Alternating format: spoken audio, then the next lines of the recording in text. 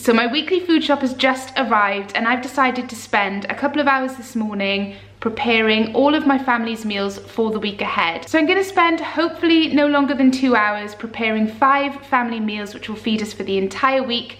I'm going to show you what I'm making, how I make it, and I'll tell you at the end how long it took me. I'm aiming for around 2 hours tops, so wish me luck.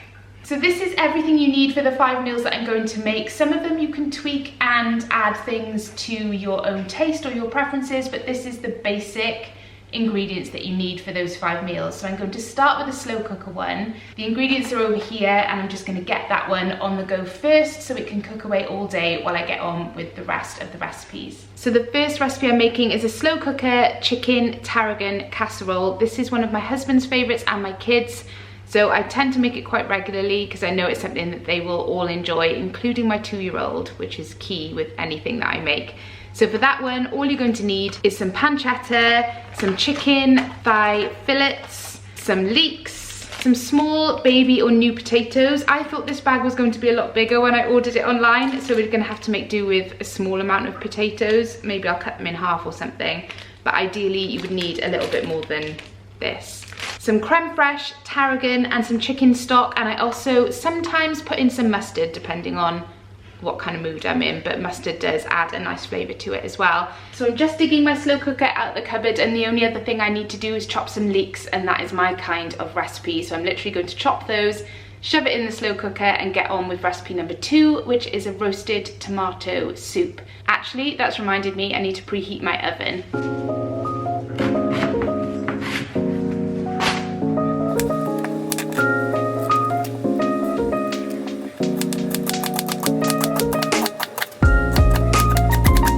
The slow cooker's on and I'm just going to pop everything straight in, including the wine that I nearly forgot to tell you about. So I'm going to put that in with the leeks, and I only do a glug because I find too much liquid can be a problem with slow cooker dishes. So just a glug of wine, 1 of the pancetta packets. Just, oh, I can't get it open, there you go. Just tip it straight in. I'm sure the flavours might be slightly richer if you were to brown them before you put them in, but to be honest, I can live with that. I would rather the convenience of just being able to pop it all in than having to faff about with another pan, so it's just the way I do it. Then in goes the chicken and the tiny bag of potatoes, which on the plus side are pre-washed, so I don't have to worry about that. They're quite small, so I'm not going to bother cutting them in half, and there's actually more in there than I realised. I'm just going to put in a gel stock pot. This is a chicken one, you could use veg if you prefer. And then the tarragon and the creme fraiche, which is over there, go in a bit later. So I'm just going to add a splash of water from the kettle,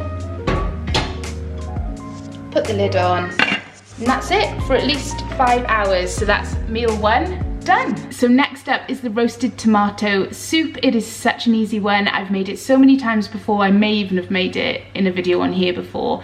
It's a Sophie Dahl recipe. I will link it for you below. All you do is chop up some tomatoes, red onion, pop some garlic cloves in there, olive oil, seasoning, and that is it. You just put it into the oven for about 45 minutes to an hour, then blend it up, and again, you can add things to taste. So you could add some balsamic vinegar, some pesto, some chili, whatever you want to flavour your soup with, you can add once it is all blended and in a pan. So the first stage is just to chop the tomatoes. You do need quite a lot of tomatoes, so I tend to do this when I can find tomatoes on offer, otherwise it costs quite a lot. So that's something to consider, but this week there was a good offer on some vine tomatoes, so that's why I'm making it. So let's get chopping.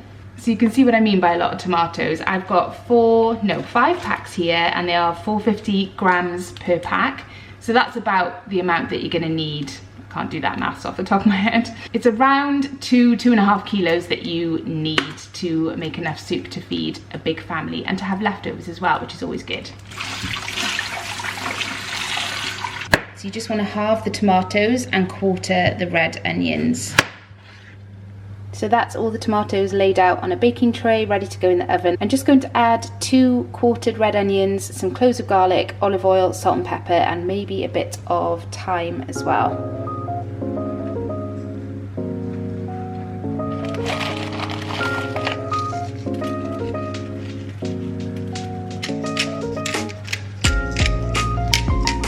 So with the garlic, I've just split it right down the center like this, so that once it's roasted, you can squeeze the roasted cloves into the blender with the rest of the ingredients and just discard the skin. So that is my giant tray of tomatoes ready to go in the oven. I'm gonna pop these in for around 45 minutes. I normally serve this with twice baked potatoes, but they are much better when they're done on the day. So I'll leave the details for how to make them in the description box, but they're super easy and they are the perfect accompaniment to this soup. So the next 3 recipes I'm going to make all require a diced onion, so I'm just going to get on with those and do them all in one go. So it's 1 red and 2 white onions. So the next recipe I'm going to get on with is a pasta sauce, and this is a staple for me. I make it most weeks. It's just a tomato base for a pasta sauce, and you can use it for lots of different combinations, but for today's meal I'm going to be serving it with meatballs. Now I'm trying to cut down on how much meat I eat. I'm eating as many plant-based meals throughout the week as I can, and then the same as my family on the weekend. So I've got myself an alternative for my portion. The sauce is just made up of veg anyway, and then I'll be serving mine with these vegetarian meatballs by Linda McCartney, which are really tasty. I've had them before.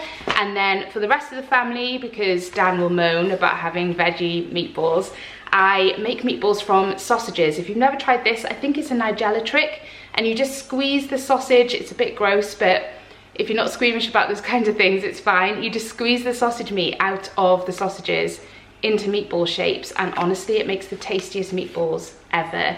And you can stretch this packet quite a long way, and I just prefer it to regular meatballs. So that's what I'll be doing for the rest of the family, and then I'll be serving it with some pasta ribbons. These are massive. I didn't realize how big they were going to be, but I'm sure they'll be delicious. So that is meal number 3. Does anyone else make their pasta sauces in a frying pan? I feel like that might be weird, but I've always done it, so that's what I'm doing. Plus I'm using quite a lot of pans today, so it's the only one I have free. So my onions are chopped, and I'm just gonna fry them in some oil with some garlic. So once the onions and garlic are nice and soft, all you're gonna want to do is add in a tin of chopped tomatoes. I always put a little bit of water in the bottom as well, swish it around just to make sure you've got it all out. I will then add in about a tablespoon of tomato puree, some salt and pepper to season, and this is where you can get a bit creative. Whenever I'm making a pasta sauce, I will add in a little bit of granulated sugar just for sweetness, some extra olive oil over the top, and sometimes I will add in a teaspoon of pesto as well, and that adds a really nice depth of flavour to the sauce. So they're all ideas you can try. It depends on your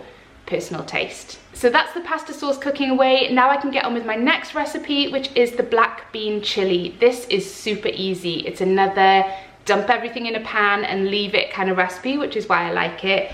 I am making a veggie version. You could easily make this with minced beef as well. So basically all you do is empty the contents of your tins into a pan and season it with some nice exciting spices and some sweet chili sauce, and voila, you have a black bean chili. But I will show you step by step what I'm going to do. So first we need to soften the onion in the oil. I'm just going to leave that for a couple of minutes while I go and grab all the spices and the other bits that I need. In goes the garlic,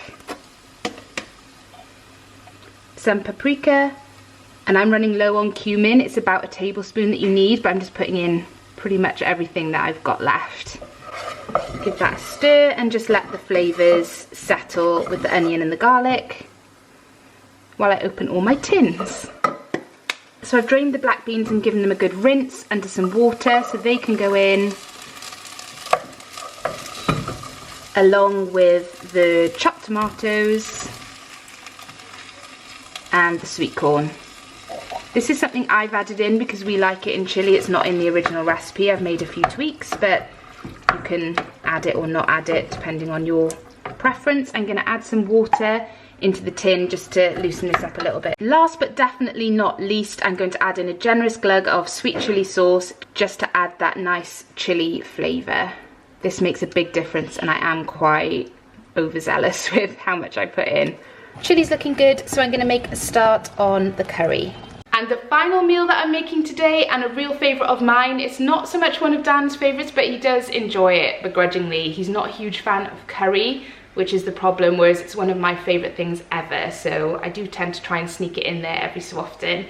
It's basically like a lentil dal, but a little bit chunkier because I put chickpeas and sweet potatoes in there as well. I'm also going to add some spinach in for some extra goodness, and again, it's quite a simple one. You just need to chuck everything in a big pan, The only problem with lentils is that they do stick to the bottom, so you can't leave it completely. You need to check and give it a stir every so often. But other than that, it's really quite low maintenance and a really tasty meal.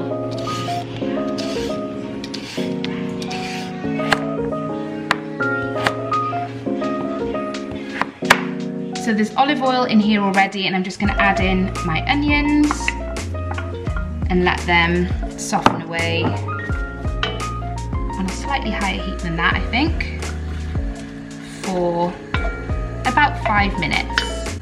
And give my chilli a stir while I'm at it, which is on the back burner and looking really good actually. Should we have a sneaky peek at the chicken actually while we're at it?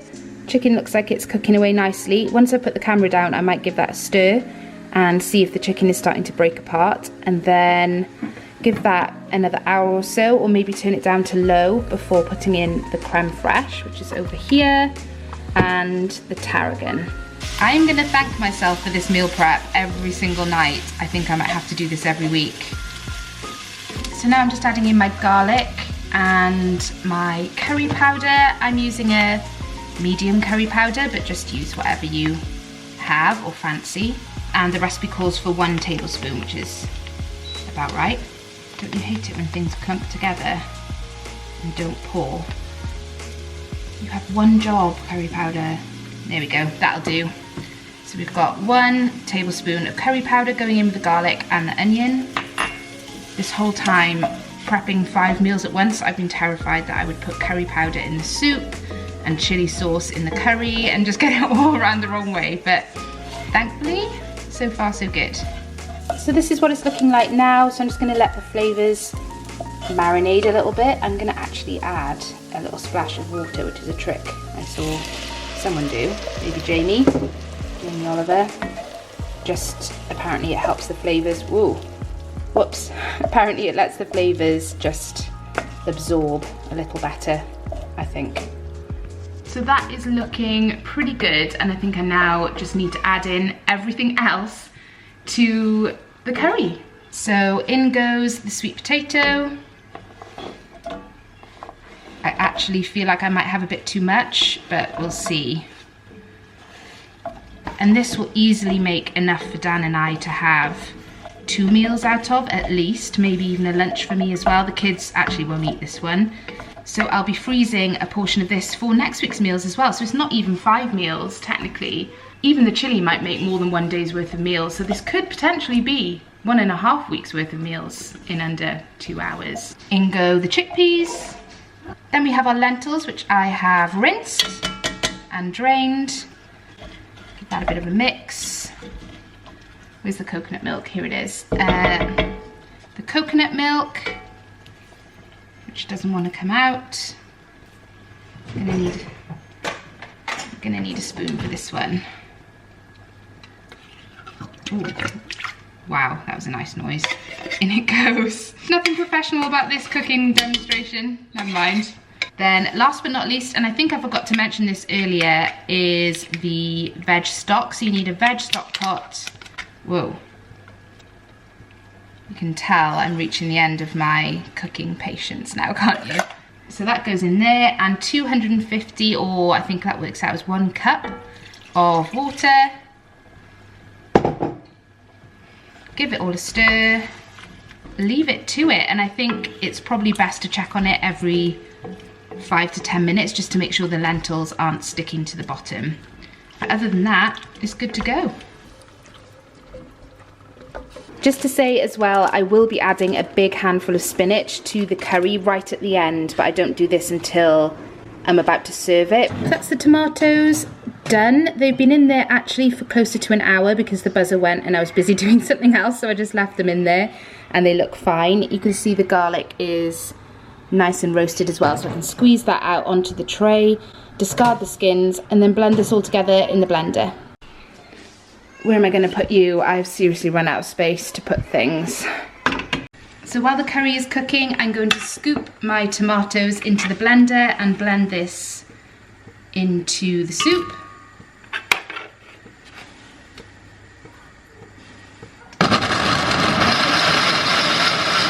So So that's the soup done next to the curry and the chilli. I just like to add a bit of balsamic vinegar to mine, but you could add pesto or creme fraiche or veg stock, whatever you like, just to add some extra flavour. So that's 5 meals prepped and on the go, and now I just have to tidy up all of this, which will probably take me longer than it took to actually make the meals. But there you go. That's all my cooking for the week done. And it took me 2 hours and 9 minutes, which isn't too bad. So that's all my meals ready for the week. We've got the soup, the curry, the pasta sauce, the chili, and the slow cooker chicken, which is still bubbling away in the slow cooker, but those are all my meals for the week. I hope you enjoyed watching me prepare them all. Do give the video a thumbs up if you did, and subscribe to see more videos like this, and I'll see you in my next one. Bye!